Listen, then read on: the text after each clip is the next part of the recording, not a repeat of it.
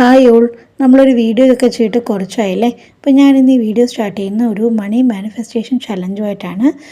അപ്പോൾ ഞാനൊരു ഗ്രൗണ്ട് റിയാലിറ്റിയിൽ നിന്ന് തുടങ്ങാം. ഈ ഒരു ചലഞ്ച് സ്റ്റാർട്ട് ചെയ്യാനുള്ളൊരു കാരണം എന്താണെന്നുള്ളത്, ഇപ്പം നിലവിൽ എൻ്റെ കയ്യിൽ എൻ്റെ അക്കൗണ്ടിൽ ഒരു 1500 രൂപ അത്ര മാത്രമേ ഉള്ളൂ. പക്ഷേ ഇത്തവണ എനിക്ക് എൻ്റെ സാലറിക്ക് പുറമെ ഒരു 21,000 രൂപയുടെ ആവശ്യമുണ്ട്.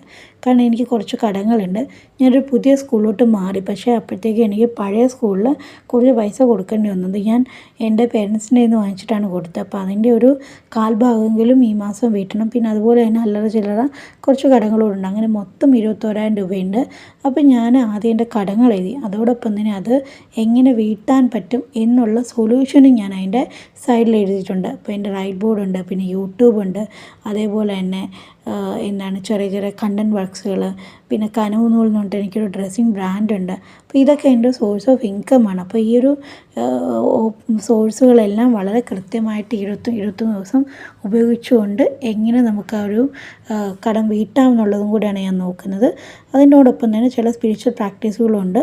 നമ്മൾ ഹിന്ദുയിസത്തിൽ പൈസയെ നമ്മൾ ദൈവമായിട്ടാണ് കണക്കാക്കുന്നത്.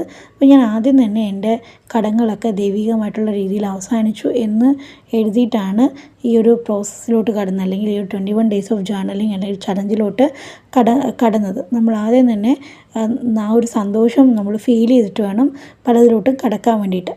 ജേർണലിംഗ് എന്ന് പറയുന്നത് വളരെ മസ്റ്റാണ്. കാരണം ജേർണലിംഗ് എന്ന് പറയുന്നത് നമുക്ക് കൃത്യമായിട്ടൊരു ക്ലാരിറ്റി തരും. ജേർണലിങ്ങിൻ്റെ ഒപ്പം തന്നെ കുറച്ച് സ്പിരിച്വൽ പ്രാക്ടീസും കൂടെ ഞാനിതിൽ ആഡ് ചെയ്യുന്നുണ്ട്.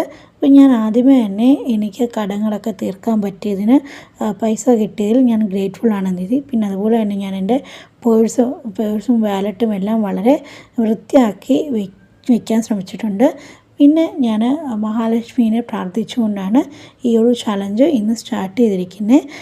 അത് എങ്ങനെ വേണമെങ്കിൽ ആൾക്കാർക്ക് പ്രാർത്ഥിക്കാം, അത് ഓരോരുത്തരുടെ സൗകര്യം പോലെയാണ്. ചില ആൾക്കാർ ഏലക്കയും കർപ്പൂരവും ബേ ലീഫും ഒക്കെ വെച്ചിട്ട് നെയ്വിളക്ക് ഉണ്ടാക്കിയിട്ട് പ്രാർത്ഥിക്കാറുണ്ട്. പിന്നെ ചില ആൾക്കാർ അരിയിട്ട് കത്തിച്ചിട്ട് പ്രാർത്ഥിക്കാറുണ്ട്. അതൊക്കെ ഓരോരുത്തരുടെ താല്പര്യം പോലെ ഇരിക്കും. അപ്പോൾ ഏതായാലും ഞാനും പ്രാർത്ഥിച്ചിട്ടാണ് ഇന്ന് ഈ ഒരു ചലഞ്ചിലോട്ട് കടക്കുന്നത്. കാരണം സ്പിരിച്വാലിറ്റിയും കൂടെ ഇൻക്ലൂഡ് ചെയ്ത്, അല്ലെങ്കിൽ നമുക്ക് വിശ്വാസമുള്ള ഇതിലാണോ അതും കൂടി ഇൻക്ലൂഡ് ചെയ്തിട്ട് മാത്രമേ നമുക്കൊരു ഇതിലോട്ട് എത്താൻ പറ്റത്തുള്ളൂ. അപ്പോൾ ഞാൻ യൂണിവേഴ്സ് എന്നുള്ളതിന് പകരം ദേവിയാണ് പ്രാർത്ഥിക്കുന്നത്. അതുപോലെ തന്നെ അഫർമേഷൻസ്. അപ്പം ഇതെല്ലാം ഞാൻ എൻ്റെ ഒരു ബുക്കുണ്ട്, മണി സങ്കല്പം എന്ന് പറഞ്ഞൊരു ബുക്കുണ്ട്. ആ ബുക്കിൽ കുറേ കൂടെ വിശദമായിട്ട് എഴുതിയിട്ടുണ്ട്. ബുക്ക് ആർക്കെങ്കിലും വേണമെന്നുണ്ടെങ്കിൽ അവർക്ക് ഈ ബുക്ക് വാങ്ങിക്കാവുന്നതാണ്. അതിൻ്റെ ലിങ്ക് ഞാൻ താഴെ കൊടുത്തിട്ടുണ്ട്.